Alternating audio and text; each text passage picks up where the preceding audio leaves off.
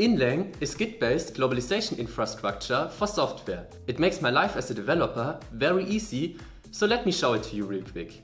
Let's start by initializing inlang with inlang config init. Awesome how fast that works! Now we can use inlang's very helpful CLI commands. For example, let's just lint our translations. Oh no, a few translations are missing. Let's make our life easier with inlang's machine translation, which automatically translates our missing content. Awesome, isn't it?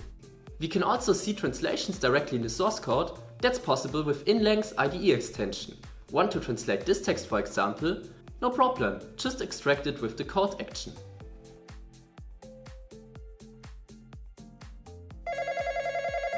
Hey, I have some changes for the landing page copy. Can I send it over?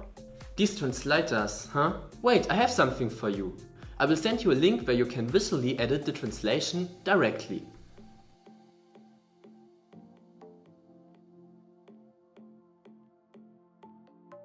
Now look at this. Everything works with files in your Git repository without having to rely on a database.